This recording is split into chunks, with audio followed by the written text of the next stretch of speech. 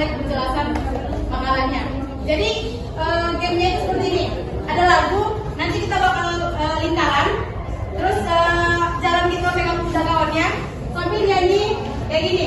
Awas Maria, awas hati-hati, lingkaran mau berubah. Awas ketinggalan, nanti tidak dapat teman.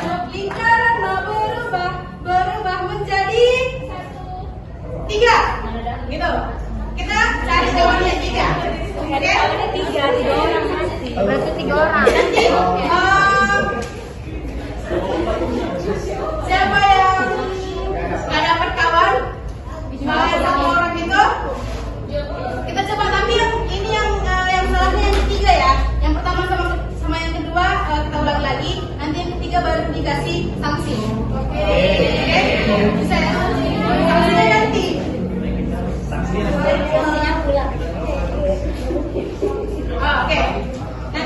Nanti dikasih tahu sanksinya. Boleh teman-teman untuk buat lingkaran?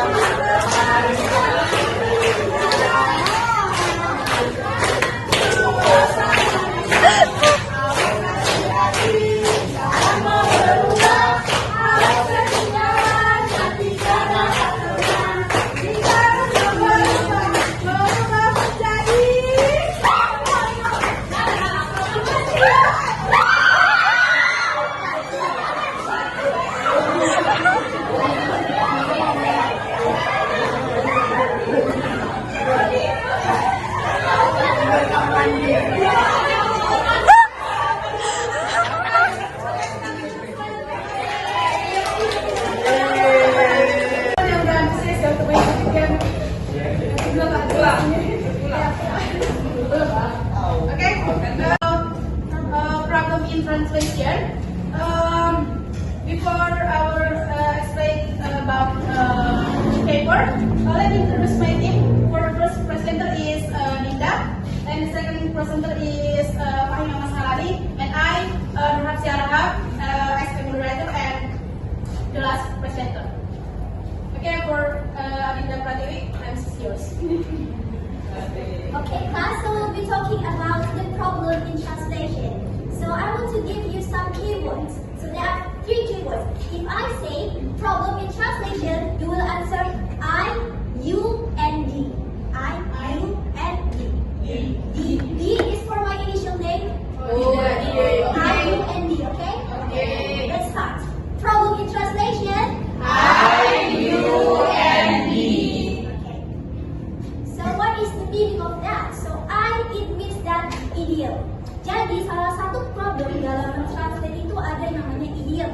Makanya kita sebut tadi I. Apa sih yang dimaksud dengan idiom ini? Nah, jadi idiom ini merupakan suatu kalimat atau ekspresi yang maknanya itu nggak bisa kita tebak. Contoh nih, bisa kalian lihat di PowerPoint. Yang pertama itu ada morning person. So morning person di sini itu artinya orang-orang yang bisa beraktivitas lebih banyak pada pagi hari. Jadi kalau misalnya kalian nemuin suatu kalimat morning person dalam suatu teks, it can be reversed to idioms. Atau contoh lainnya yaitu over the moon. Ada tahu nggak apa artinya over the moon? Senang. Nah, jadi dalam idiom ini kita nggak bisa translasi satu-satu. Misalnya kita jumpa over the moon, apa artinya di atas bulan? Gak bisa. Jadi kalau misalnya kita nemu over the moon, kita harus mikir, oh artinya ini nggak make sense. Jadi kita harus cari, oh mungkin ini dia suatu idiom gitu. Itu salah satu dari problem translation. Yang pertama tadi idiom. Yang kedua inisialnya tadi apa? Jadi you itu refers to untransferability. So untransferability it means that suatu kata, misalnya nih, suatu kata tersebut ini gak bisa ditranslatein ke bahasa apapun. Contohnya dalam bahasa Inggris itu ada kata blink. Ada tahu gak blink itu maknanya apa?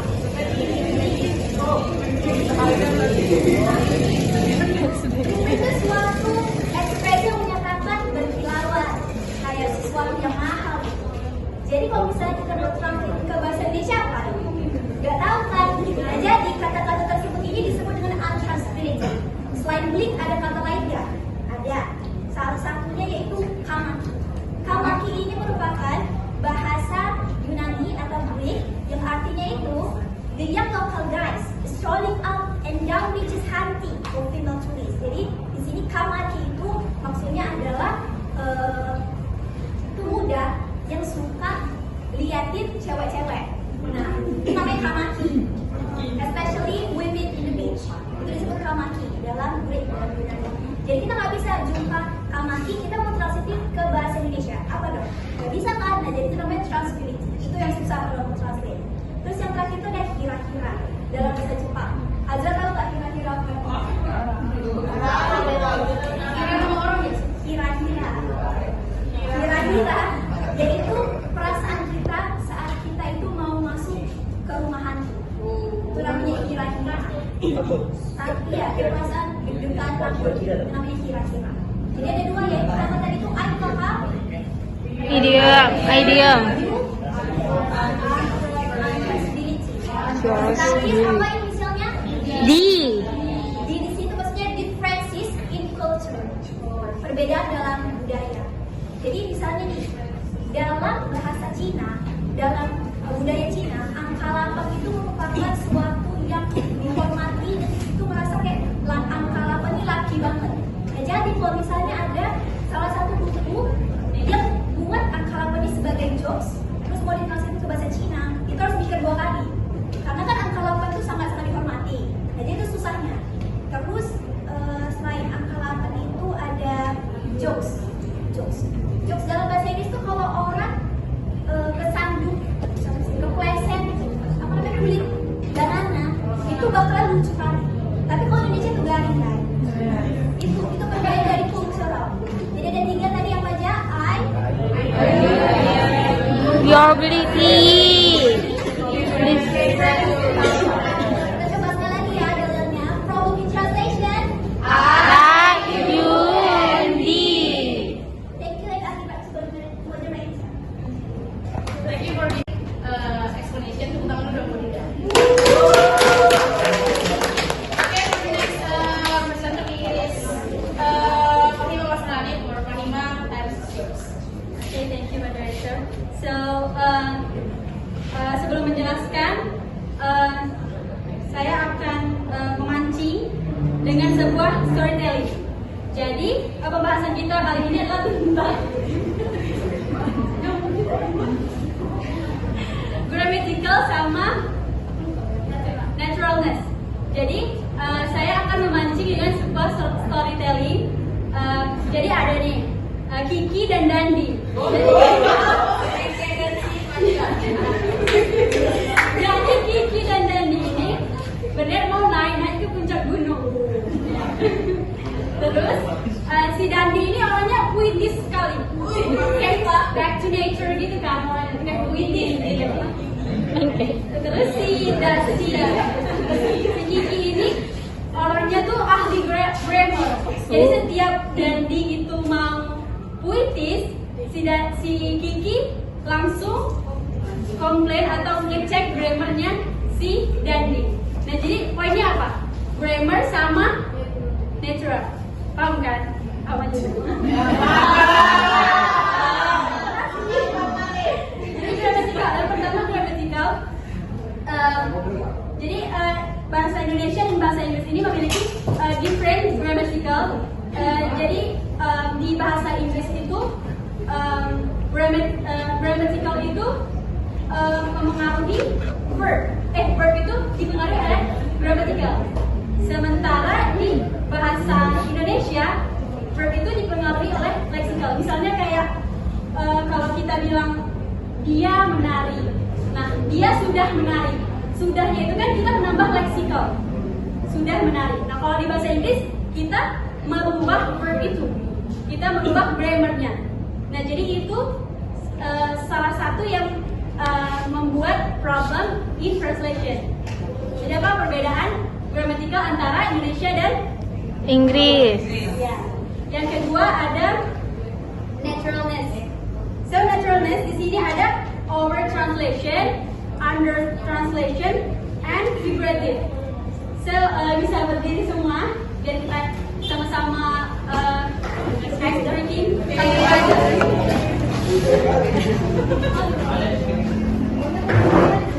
Sama over translation. Jadi over translation itu pentranslatan bahasa yang terlalu berlebihan. Misalnya kata yang dia pendek tapi ditranslate terlalu panjang atau terlalu ruwet. Nah, yang kedua itu under translation. Jadi under translation itu kebalikan dari over translation, yang dimana dia itu terlalu menyimpulkan translation itu sendiri. Contohnya kayak translationnya panjang, tiba-tiba jadi pendek. Ngerti kan? Gak perlu contoh kan? Ya. Lagi yang ketiga itu ada figure sense. Figurative sense. Figurative sense ini contohnya kayak metonym, hyperbole, misalnya kayak I can eat a horse. Itu artinya sebenarnya dia lapar, tapi dia kayak berlebihan aku bisa makan kuda. Jadi kalau misalnya kita translate kata per kata itu kan artinya nggak sama dengan realitanya. Misalnya I can eat a horse.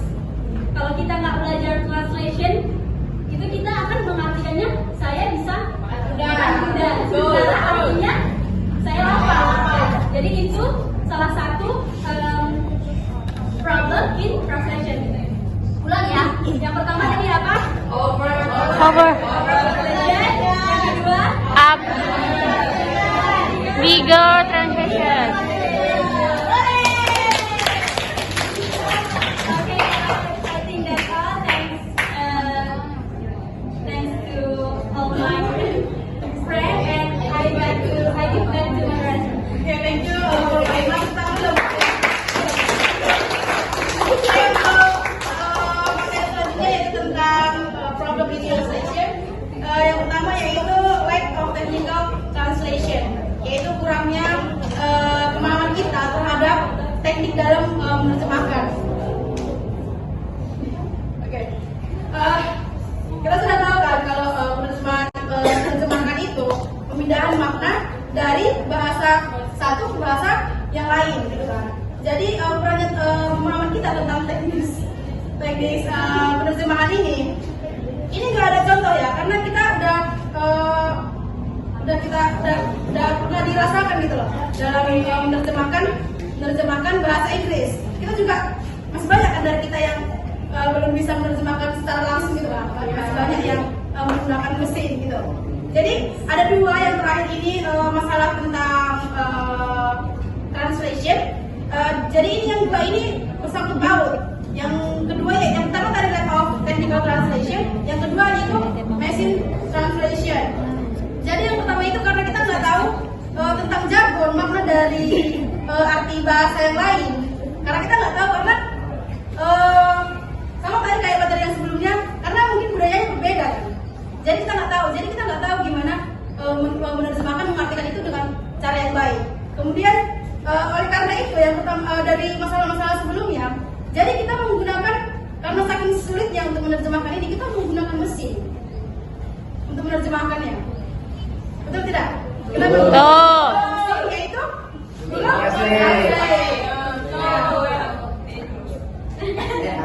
oh ya. Jadi kita menggunakan Google Translate. Tapi masalahnya kita juga sudah tahu kan bahwa Google Translate itu mengartikannya nggak bagus dan tidak dengan bahasa manusia kan ya, betul, tidak akurat. Ngerti kan? Jadi masalah yang sebelumnya solve dengan menerjemahkan dengan mesin ini. I think that's all about problem in translation.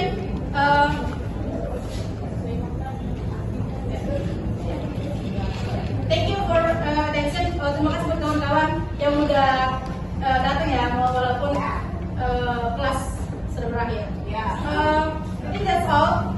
Thank you for